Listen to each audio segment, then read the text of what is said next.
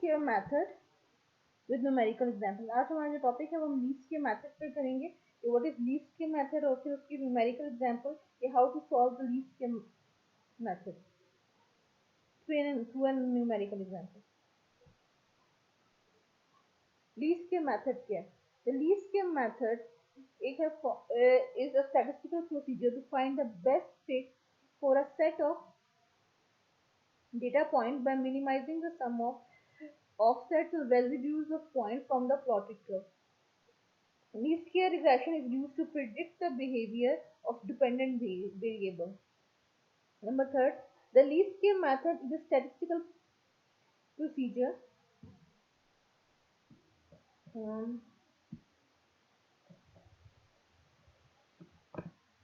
least square method is a form of mathematical regression analysis used to determine the line of best fit for the set of data. अब least square method से एक mathematical regression analysis है जो कि determine करता है कि best fit line कौन सी है आपकी डेटा सेट के लिए between the relationship between data points, or each point of the data represents the relation between a known independent variable and unknown dependent variable. हमने जैसा रिग्रेशन लाइन में पढ़ा था कि आपके एक डिपेंडेंट वेरिएबल है और नॉन डिपेंडेंट वेरिएबल या डिपेंडेंट वेरिएबल होता है, independent and dependent variable.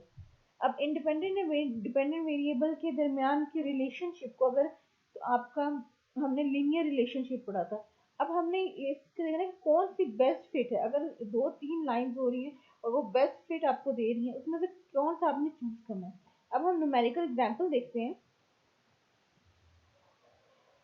Example है the given example explains how to find the equation of a straight line और at least square line by using the method of least square. अब example है आपके पास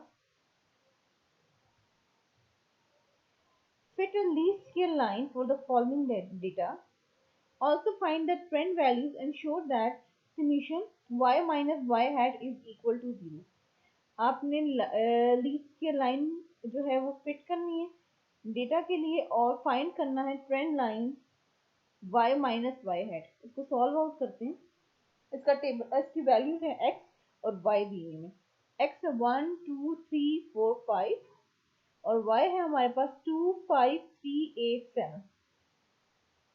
अब हम इसका आगे सॉल्व आउट करते हैं। सॉल्यूशन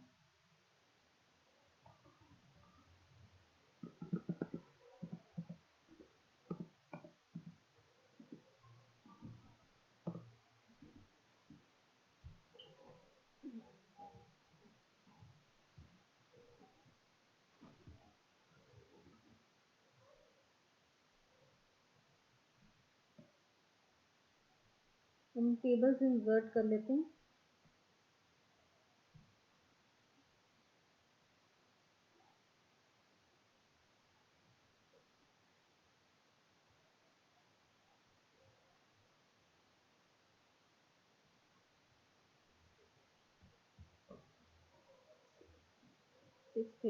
सिक्स रोज में चाहिए हमें।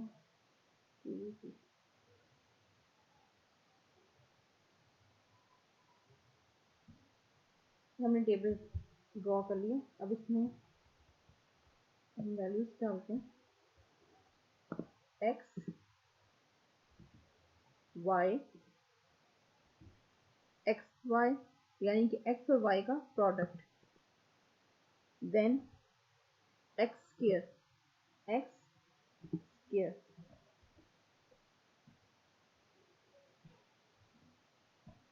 नेक्स्ट है y हैट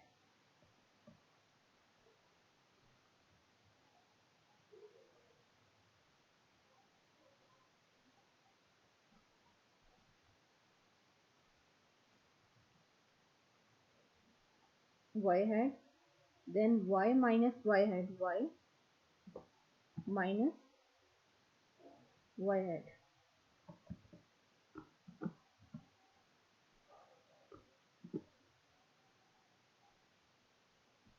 सबसे पहले x की वैल्यू हमें पता थी 1 2 3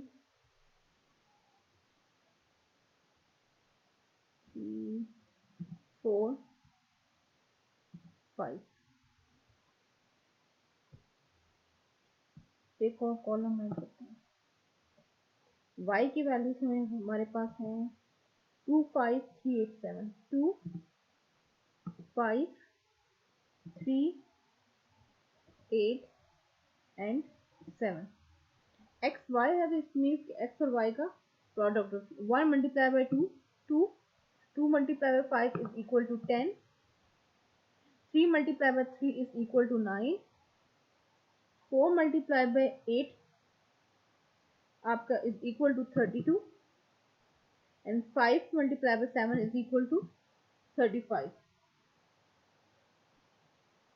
एक्स स्क्वायर यानी एक्स की वैल्यू का स्क्वायर 1 का स्क्वायर आपके पास 1 होगा, 2 का स्क्वायर 4, 3 का स्क्वायर 9, 4 का स्क्वायर 16 एंड 5 का square 25।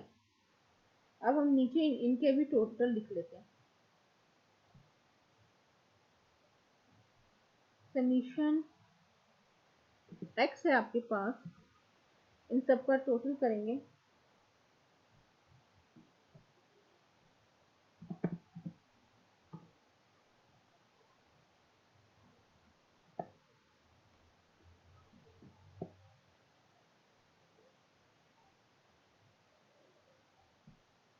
One plus 2 plus 3 plus 4 plus 5 15।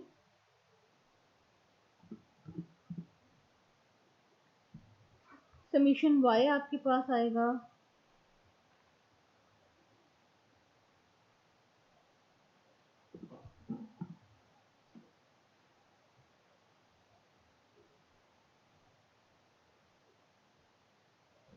2 plus 5 plus 3 plus 8 plus 7 25।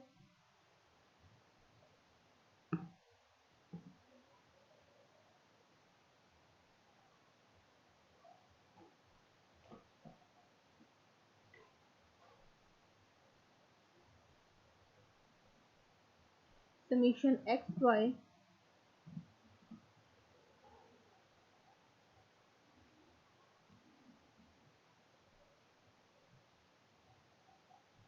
2 plus 10 plus 9 plus 32 plus 35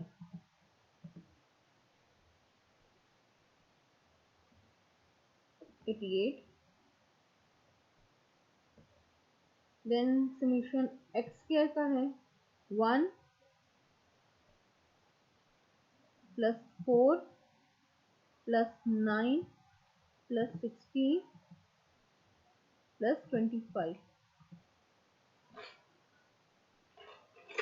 55 हो गया आपका।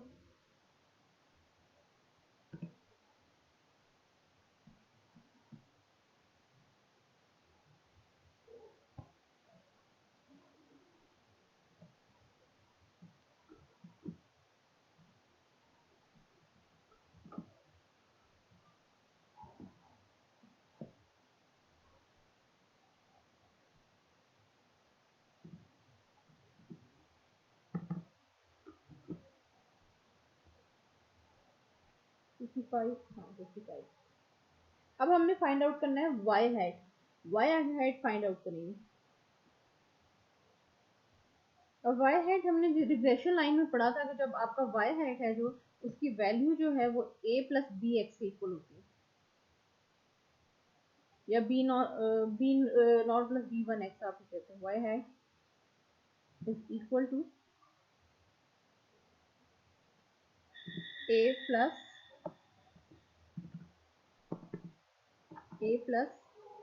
B x. अब आप क्या फाइंड करेंगे, आपने वैल्यू फाइंड आउट करनी a और b की। अब हमें फॉर्मूला जो है b का पता है, b का फॉर्मूला हमारे पास है given n summation x y minus summation x into summation y. अब देखें आपके पास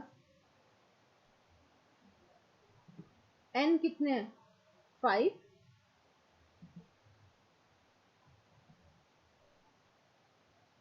multiply by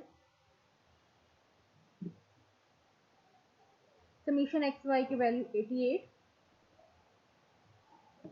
bracket close, minus summation x की वैल्यू 15 इंटू समीशन वाई 25।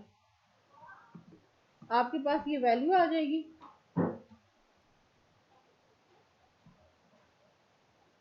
अब डिवाइडेड बाय एन है 5, समीशन एक्स स्क्वायर है आपके पास 55,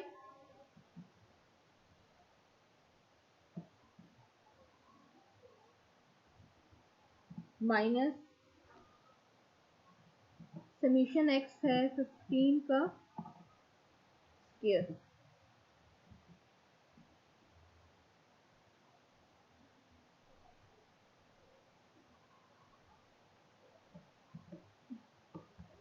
bracket close.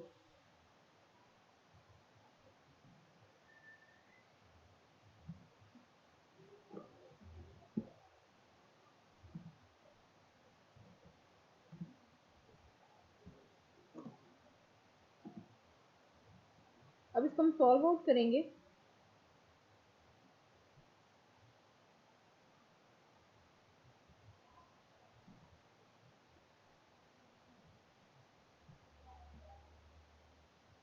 Five multiply by 88, आपके पास आ जाएगा 440, माइनस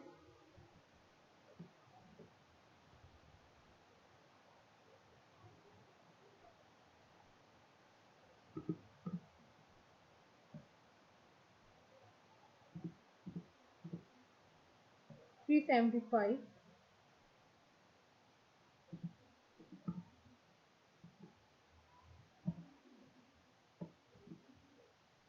5 मल्टीप्लाई बाय 55,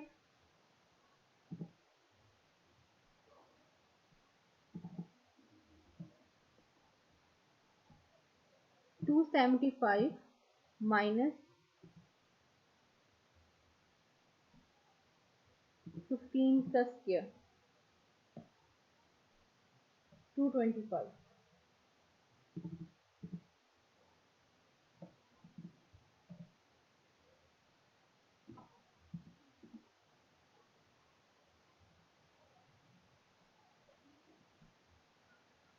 440 माइनस 375, अब होगा 65,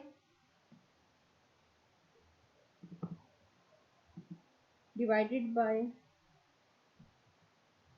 275 माइनस 225 इज इक्वल टू 50। अब इसकी वैल्यू जो हम करेंगे बी, आपके पास आ जाएगा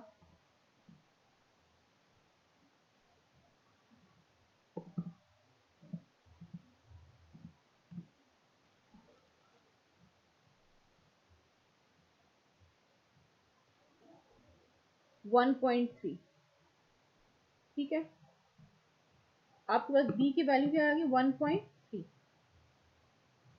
अब ये हमने जो बी वैल्यू फाइंड आउट की है बिल्कुल उसी तरह ये जो वाई हैट के लिए हमें चाहिए थी, ये हमने बिल्कुल उसी तरह फाइंड आउट की है जिस तरह हमने simple linear regression find out करते वक्त हमने वैल्यू ये लाइन फाइंड की थी, बिल्कुल वही मेथड है आपका। ठीक है, बी आपके पास हो गई।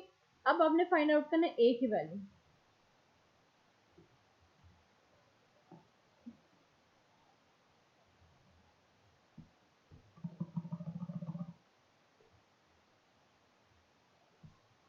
अब ए के लिए आपके पास क्या है, 1 डिवाइडेड बाई एन 5 है, 1 divided by 5 into summation y आपके पास है 25, 25 माइनस, अब देखें बी की जो वैल्यू फाइंड आउट की थी वो आप लिखेंगे। बी की वैल्यू क्या थी 1.3 थी, मल्टीप्लाई बाय समीशन एक्स 15। यानी कि अगर आप जिस आपने ए की वैल्यू फाइंड आउट करनी है तो आपको बी की वैल्यू पता होगी, तभी आप ए की वैल्यू फाइंड आउट कर सकेंगे। आपके पास ए है, A is equal to 1 divided by 5 into, अब हम इसको सॉल्व आउट कर लेते हैं, 25 माइनस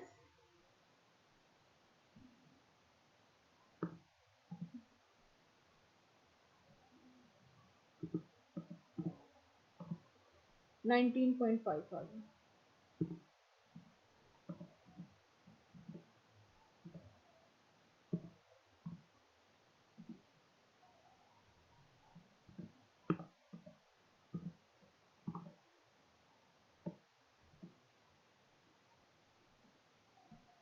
25 माइनस 195, इसी तरह कर लेते हैं, 5.5 आएगा, 5.5।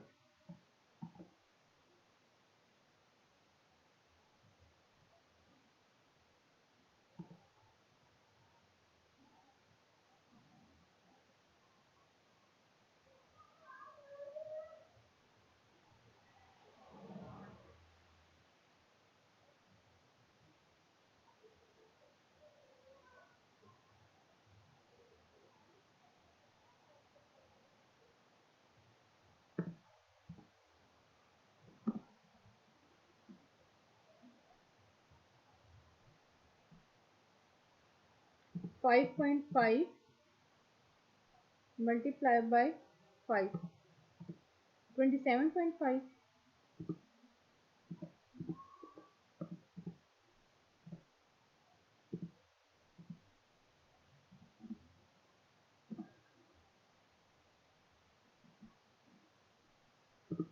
1 divided by 27.5,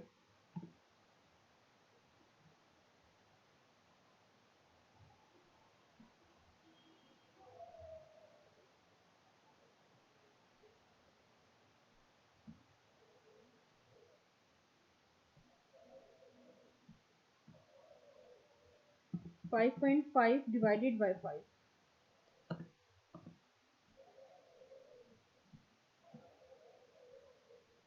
divided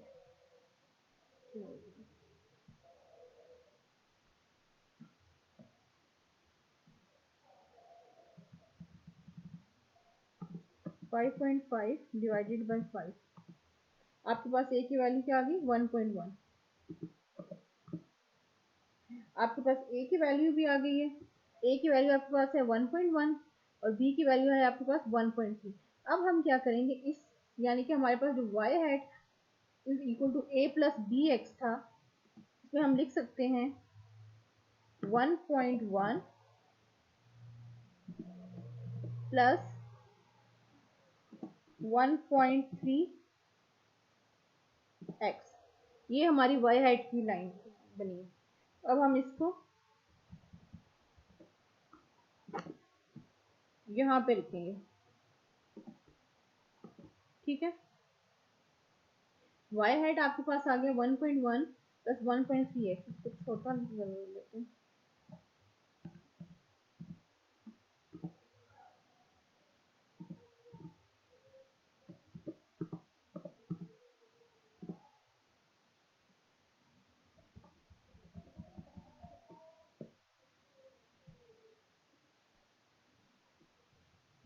इसका मतलब है कि अब आपने जब इसकी वैल्यूज फाइंड आउट करनी है तो x की कॉरस्पॉन्डिंग y हाइट की क्या वैल्यू आएगी, यानी कि x आपके पास 1 है तो उस वक्त आपके पास y हाइट की वैल्यू क्या होगी, x 2 होगा तो y हाइट की वैल्यू क्या होगी। यानी कि हम x में 1 की वैल्यू पुट करेंगे और फिर उसकी वैल्यू फाइंड आउट करेंगे, फिर x की जगह हम 2 पुट करेंगे, उसकी वैल्यू आएगी y हाइट की कॉरस्पॉन्डिंग, देन 3 4 एंड 5।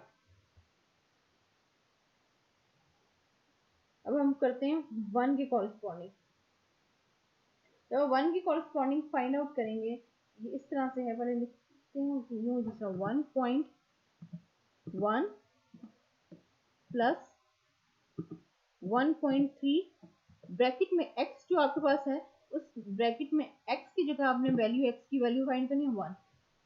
ठीक है, तो जब आप इसको सॉल्व आउट करेंगे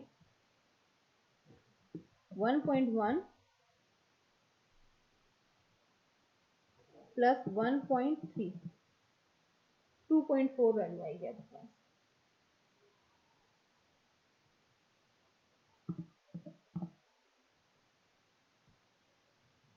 नेक्स्ट इसी तरह 1.1 प्लस 1.3 x की जगह आपने क्या वैल्यू पुट की है 2 की।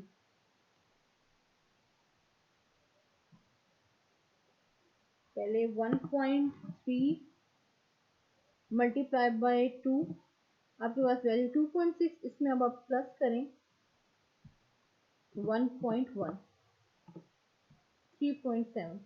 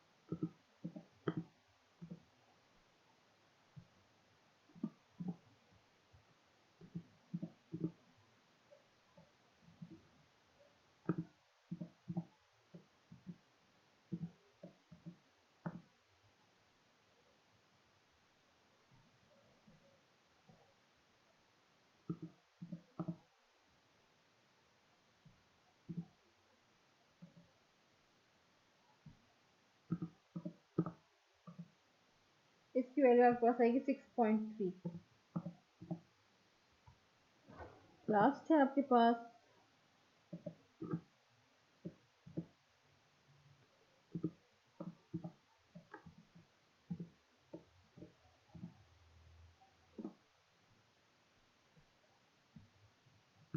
1.3 मल्टीप्लाई बाय 5 प्लस 1.1, आपके पास वैल्यू आ गई 7.6।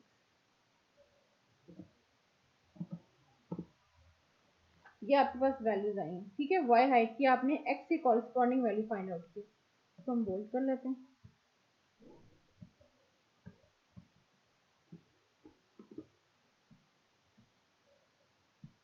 अब आपके पास कॉलम आ रहा है वाई माइनस वाई हाइट का।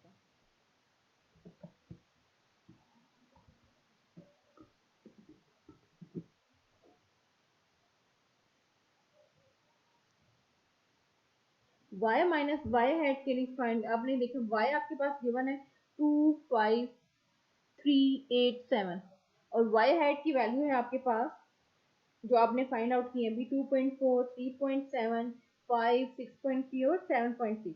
अब हम क्या करेंगे y माइनस वाई हाइट यानी कि 2 माइनस वाई हाइट की जो वैल्यू आपके पास आ रही है, ये जो शेड की हुई है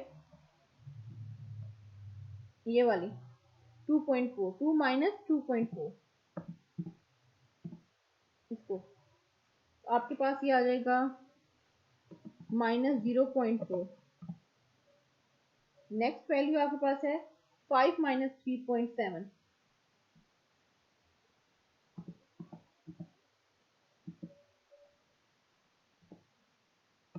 1.3।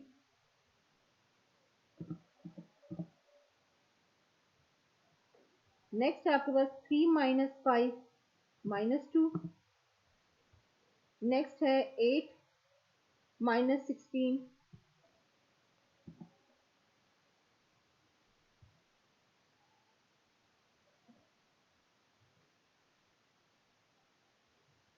Sorry 8 minus 6.3, 8 minus 6.3, 1.7।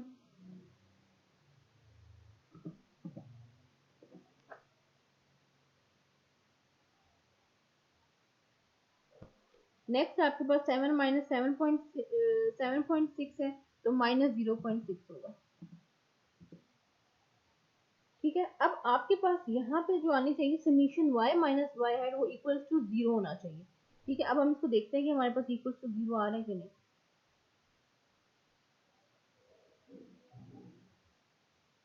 समीशन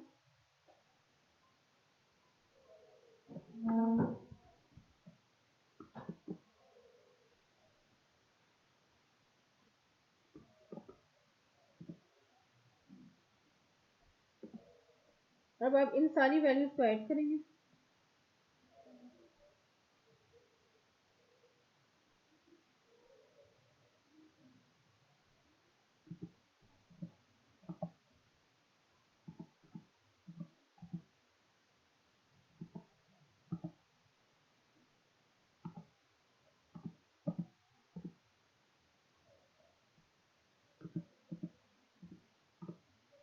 ये देखिए, आपने जब इन सभी वैल्यूज को ऐड किया तो आपके पास जो आंसर है वो इक्वल टू 0 आया। इट मीन्स कि summation y minus y hat is equal to 0।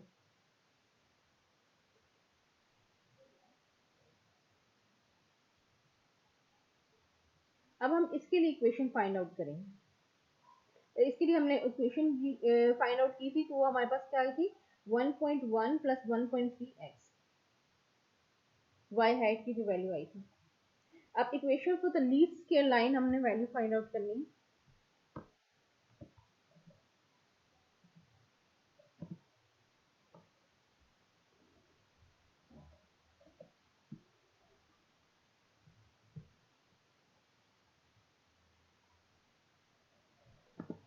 अब आपके पास equation for least square line,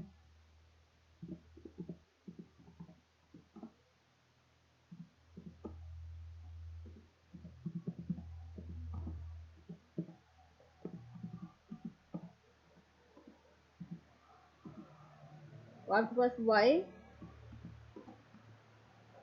is equal to a plus b x।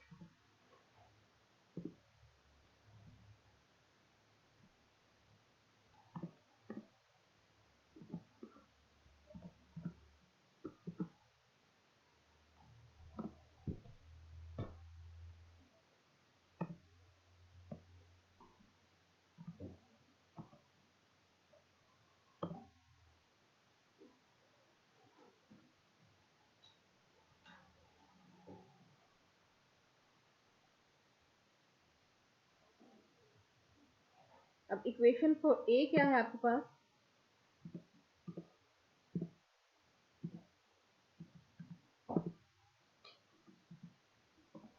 a is equal to na plus b summation x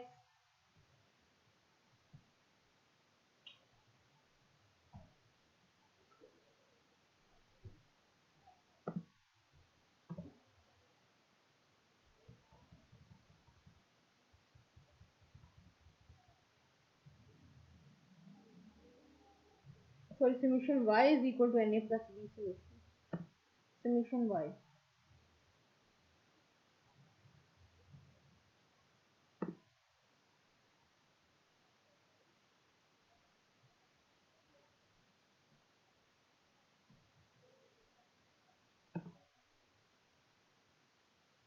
summation y की value आपके मेरे पास क्या है, 25।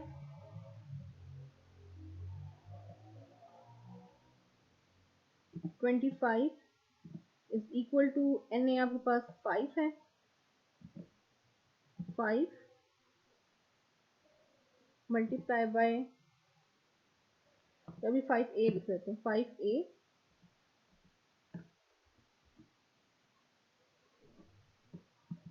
Plus b summation x की क्या वैल्यू आपके पास 15,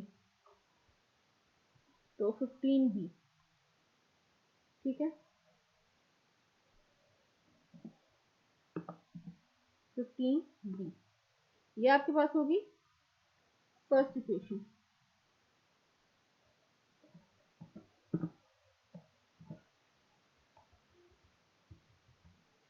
नेक्स्ट है आपके पास equation for B. Equation for B आपके पास क्या होगी,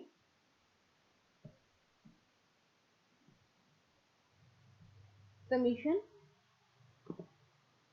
x y is equal to A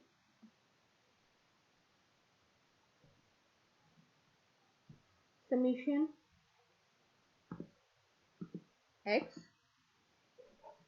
plus B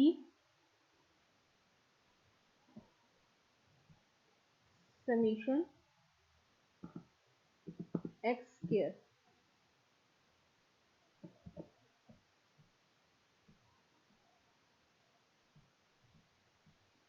अब इसमें हम वैल्यू पुट करेंगे, इक्वेशन फॉर बी है, ठीक है, यहाँ लिख देते हैं इक्वेशन फॉर बी।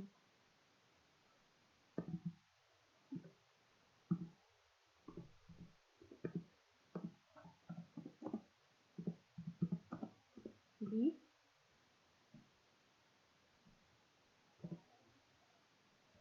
और ये वाली आपके पास जो है equation for A.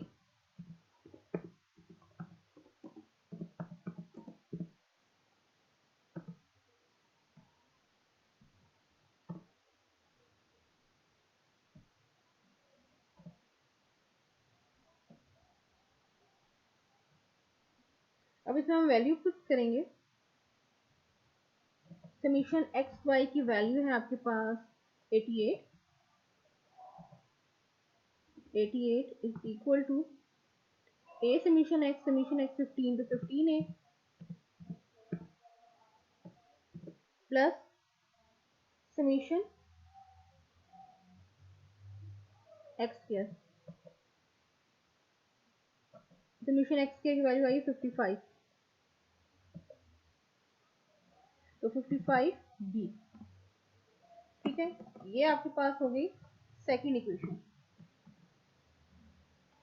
Equation for a and equation for B.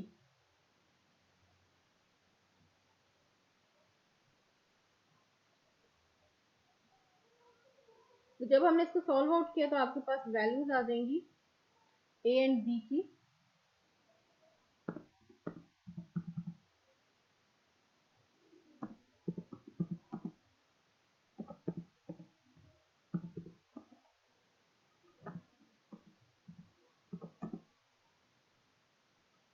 A and B,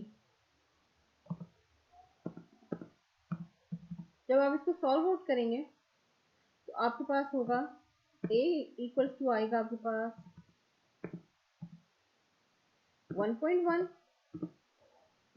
और b जो है आपके पास आएगा 1.3,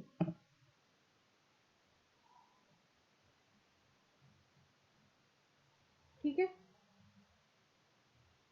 तो आपकी equation for least square line जो है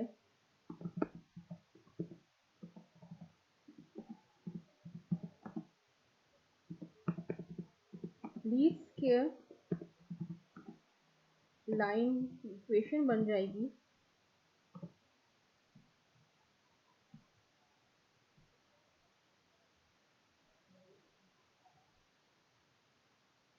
y hat is equal to 1.1 plus 1.3x।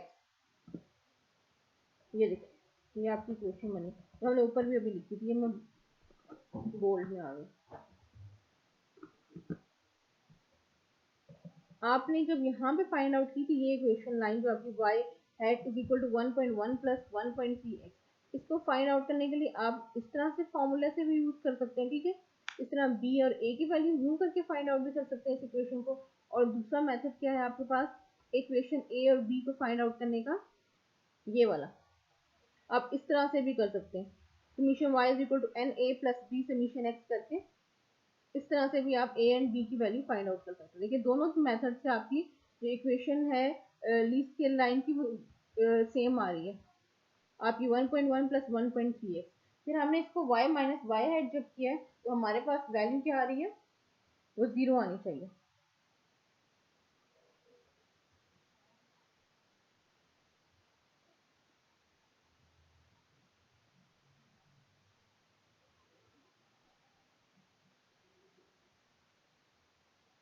ये आपकी लीस्ट स्क्वायर आपने जो फाइंड आउट किया उसका मेथड है।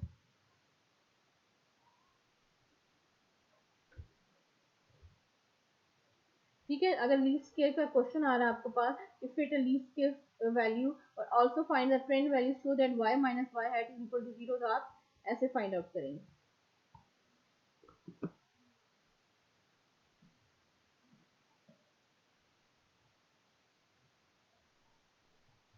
अभी हमने इसकी न्यूमेरिकल एग्जांपल की है, अब हम क्या करेंगे, इफ फिट कैसे करते हैं। दिस सेक्शन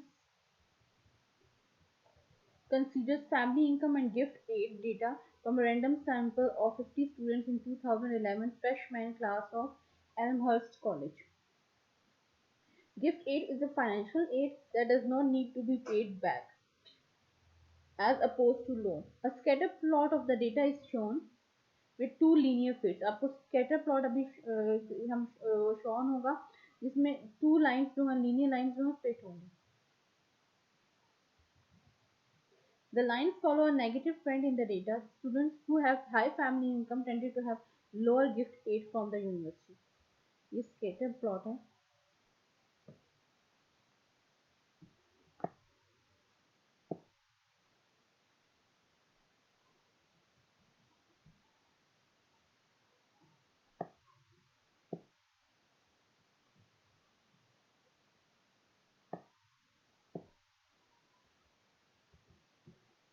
ये scatter plot आ गया हमारे पास, scatter plot.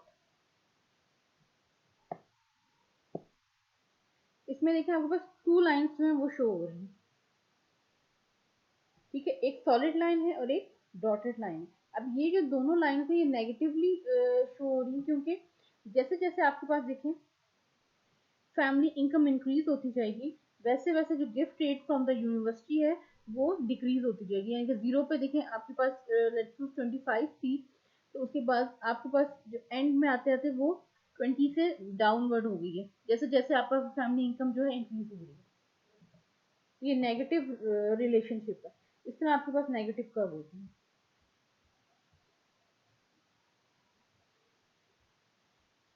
और जो सॉलिड लाइन है इसमें ये आपकी लीस्ट स्क्वायर लाइन है।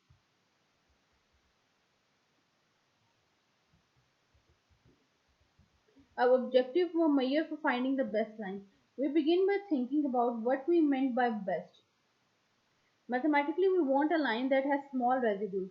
अब हमें बेस्ट फिट लाइन को हम किसको कहेंगे, जिसके पास मिनिमम रेजिड्यूज हो, या आप रेजिड्यूज भी कह सकते हैं, error minimize error, minimum error हो, आपके पास स्मॉल रेजिड्यूज या स्मॉल एरर हो।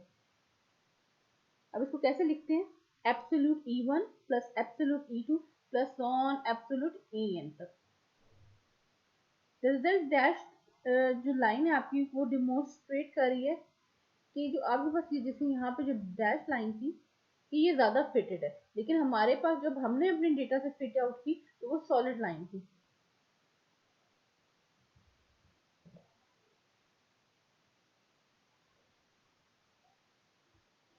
However, a more common practice is to choose the line that minimizes the sum of squared residues E1 square plus E2 square plus on En square.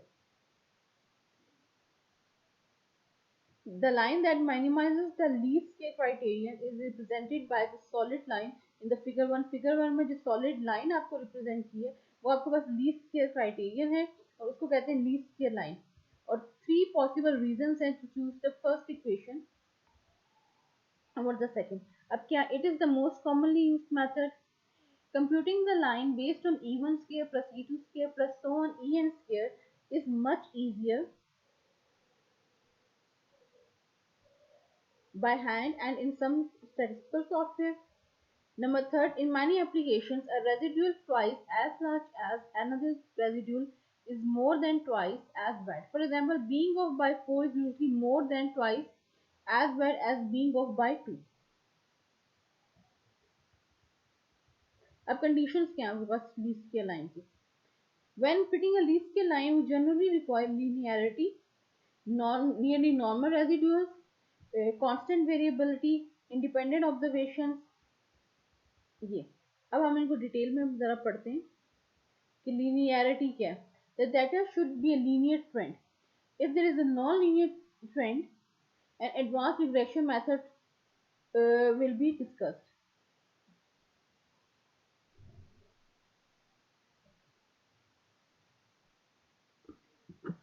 आपके पास second है nearly normal residuals. Generally, the residuals must be nearly normal. When this condition is found to be unreasonable, it is usually because of outliers. आपके पास अगर nearly normal residuals होने चाहिए, अगर नहीं आ रहे वो किस वजह से आपके पास आ रहे हैं कि outliers आपके पास आ रहे हैं. ठीक है. Constant variability. The variability of points around the least square line remains roughly constant. अभी इनके अगर थर्ड जो पैनल होगा, थर्ड फिगर होगी, फिगर 2 में वो आपको भी इसमें ये है थर्ड वाली.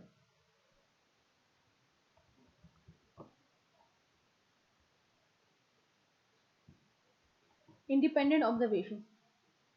Be cautious but about applying regression to time series data, which are sequential observations in time, such as stock price each day. Such data may have an underlying structure that should be considered in a model and analysis. आपके पास ये देखिए,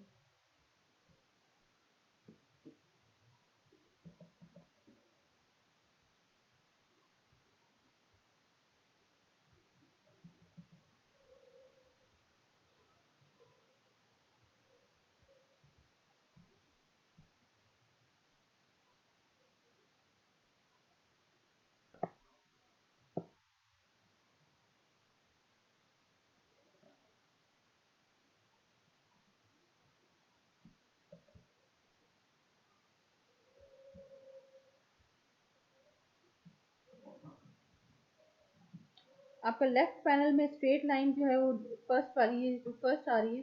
left panel left में आपकी straight line does not fit the data, आपकी fit नहीं हुई. ठीक है. ठीक है.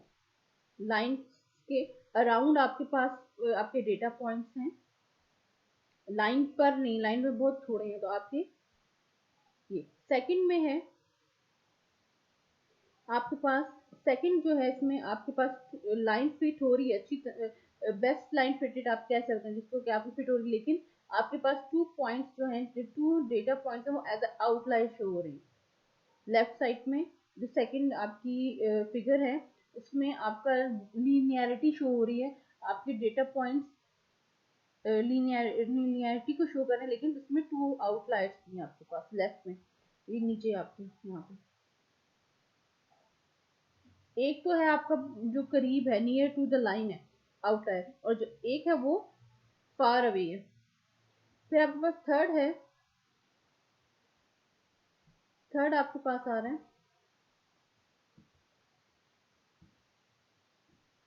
आपकी डेटा लाइन जो है उसके अराउंड बहुत एक्स वैल्यूज जो है स्कैटर्ड हुए हैं.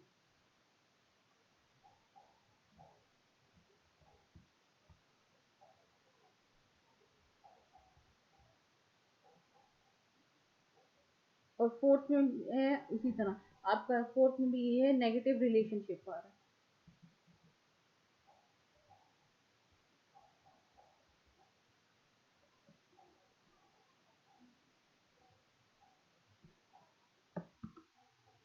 अब finding the least square line आपके पास जो है,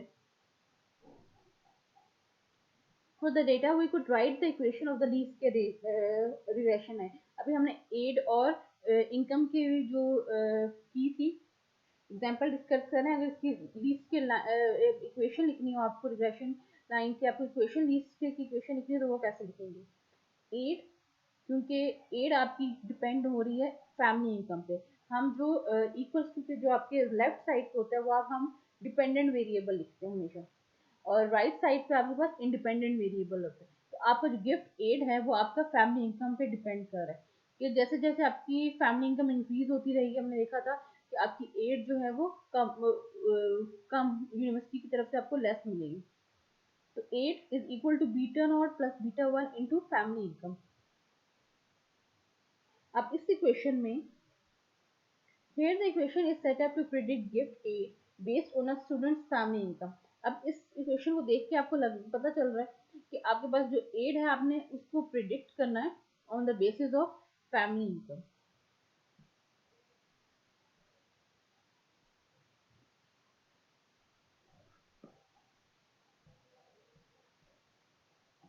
which would be useful to students considering these two values beta naught and beta 1 are the parameters of the regression line। तो आपके बीटा नॉट एंड बीटा 1 इसमें क्या है, रिग्रेशन लाइन के parameters हैं। और आपने 8 को प्रेडिक्ट करना है on the basis of family income, यानी कि 8 आपका डिपेंडेंट वेरिएबल है और y आपका जो है इंडिपेंडेंट वेरिएबल है।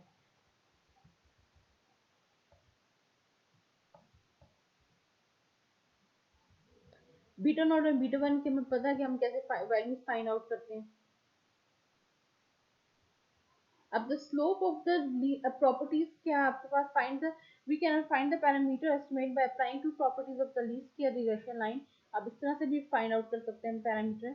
The slope of the least square line can be estimated by b1 is equal to sy divided by sx into r, where r is the correlation between two variables. Sx and sy are the standard deviations of the explanatory variable and response।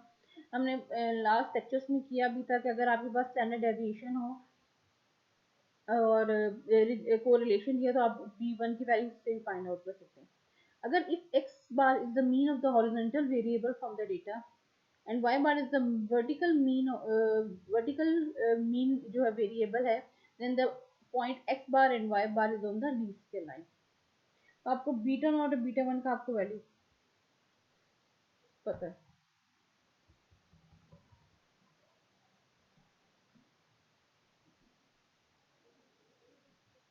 Table 1 shows the sample means for the family income and gift aid as $101,800 and $19,940 respectively। आपके sample means given है family income और gift add के। Plot the point 101.8 and 19.94। If you need help finding this location, draw a straight line from the x value of 100, then draw a horizontal line of 20। These lines should intersect on the least square line। अब summary statistics क्या आपकी,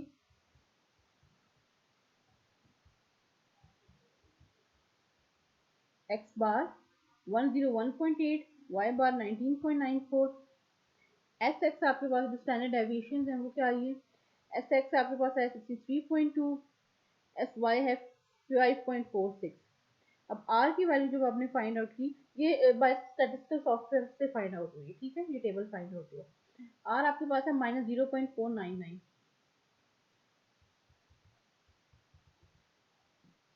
अब इस summary statistics को use करते हुए compute the slope for the regression line of gift aid against the family income.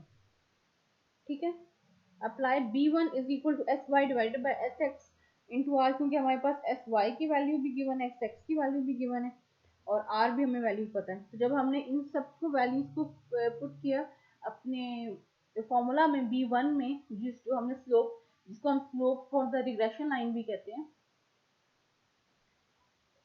तो हमारे पास वैल्यू आई है b1 is equal to 5.4663.2 into -0.499, जो इक्वल है आपके पास b1 is equal to -0.0431।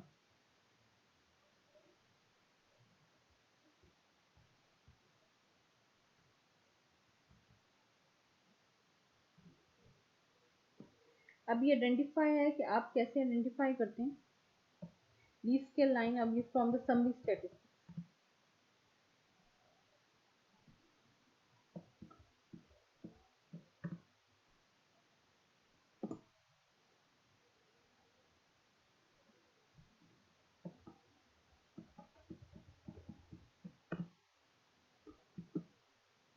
To identify the least square line from the summary statistics, estimate the slope parameter b1 और b1 को find out करने के लिए वह है sy into sy divided by sx into r। Number 2 है noting that the point x bar y bar is on the least square line, use x naught is equal to x bar and y naught is equal to y bar with the slope b1 in the point slope equation, y bar is equal to b1 x minus x bar। and then simplify the equation.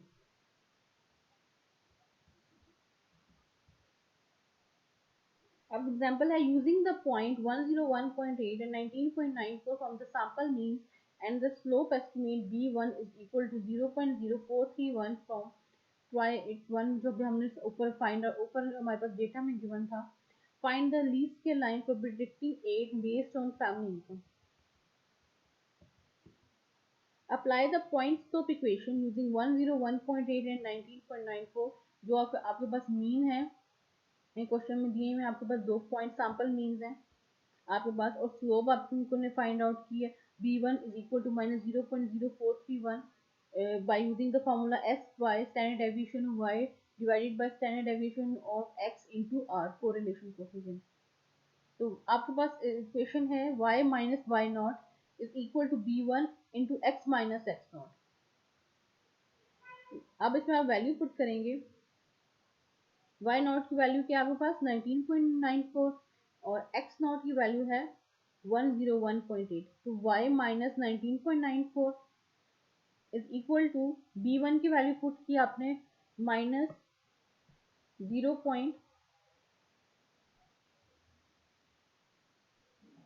y minus 19.94 is equal to minus 0.0431 into x minus 101.8.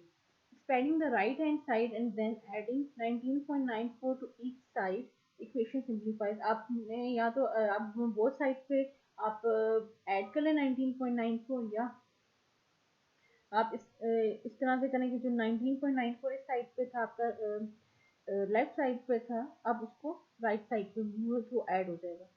तो इसको solve out करेंगे. Calculator हम देख लेते हैं. ये देखें equation कैसे बनेंगे.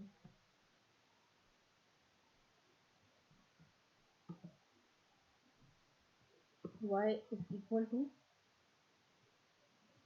पहले इसको y minus 19.94 is equal to minus 0.0431 minus 0.0431 x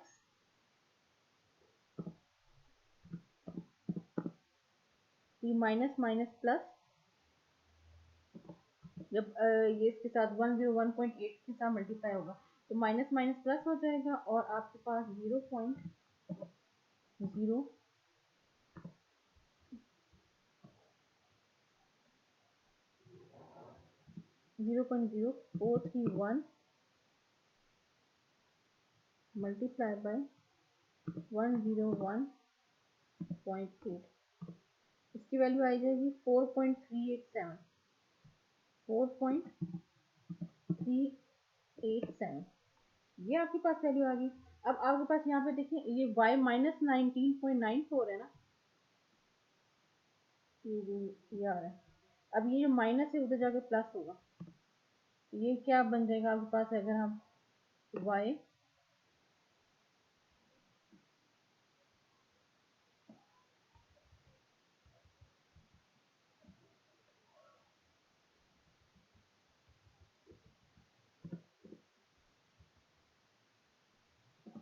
is equal to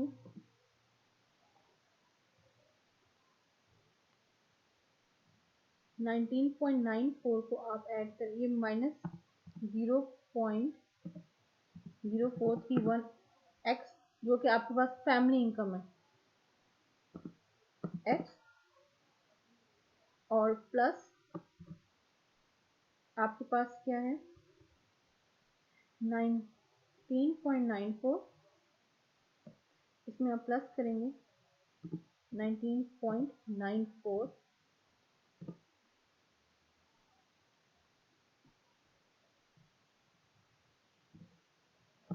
आपके पास वैल्यू आएगी 24.32. आप यहाँ पे लिखेंगे आपकी वैल्यू 24.3 हम दे रहे हैं. ठीक है ये इस तरह से आपके पास ये वैल्यू होगी और एक्स आपको पता है आपकी फैमिली इनकम है.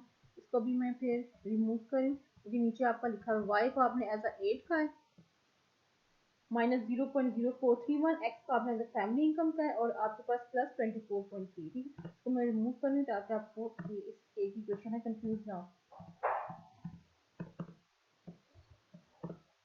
ये आपके पास इक्वेशन होगी। ठीक है, here we replace y with the 8, या इसको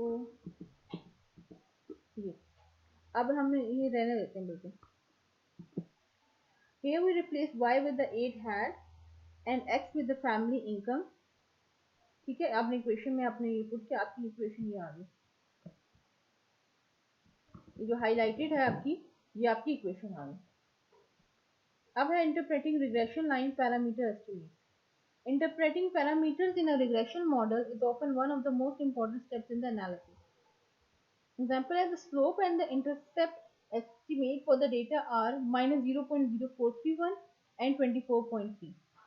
ये जो आपने इक्वेशन फाइंड आउट की, इसमें से आपकी जो स्लोप है वो आपकी -0.0431 है और आपकी जो इंटरसेप्ट है वो है 24.3। What do these numbers really mean? आप उन्हें इंटरप्रेट करना हो तो एक्चुअली क्या है। Interpreting the slope parameter is helpful in almost any application. For each additional $1,000 of family income, we would expect a student to receive a net difference of $1,000 multiplied by 0.0431, which is equal to 43.108 on average. Note that higher family income corresponds to less aid because the coefficient of family income is negative in the model. आपके पास ये यहाँ पे जब example में ये आपके पास equation में माइनस का लाइन शेड हाईलाइट हुआ, माइनस साइन हुआ है, इसका मतलब है कि नेगेटिव रिलेशन है स्लोप एंड इंटरसेप्ट के बीच में, एड और फैमिली इनकम के बीच में नेगेटिव है। अगर प्लस का यहाँ साइन होता तो इसका मतलब था कि पॉजिटिव रिलेशन है। अब नेगेटिव है, इनके बीच में -0.0431 है, इस वजह से इसके एड एंड फैमिली इनकम के बिटवीन जो है आपके पास नेगेटिव रिलेशनशिप है।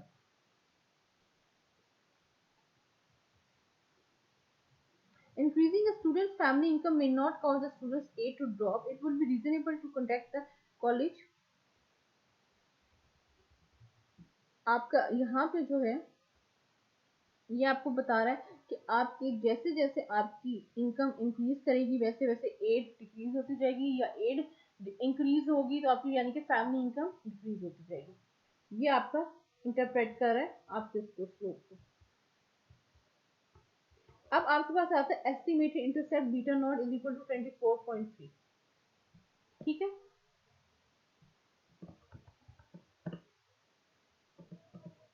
the estimated intercept beta naught is equal to 24.3 in $1,000 describes the average age. If a student's family had no income, the meaning of the intercept is relevant to this application since the family income for some students is $0. ठीक है, in other applications the intercept may have little or no practical values. There are no observations where x is near to 0. The slope describes the estimated difference in the y variable if the exploratory x variable for a case happen to be a 1 unit larger. The intercept describes the average outcome of y if x is equal to 0 and the linear model is valid all the way to x is equal to 0, which in many applications is not the case.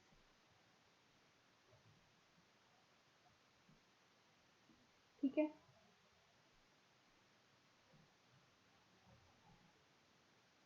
अब हमने जो है least square regression, आज हमने जो topic है हमारा least square method था वो हमने देखा विद न्यूमेरिकल एग्जांपल थी हमारे पास। ये हमारे पास लीस्ट स्क्वायर मेथड था with numerical example. Least square method का बेसिकली हमें क्या चाहिए होता है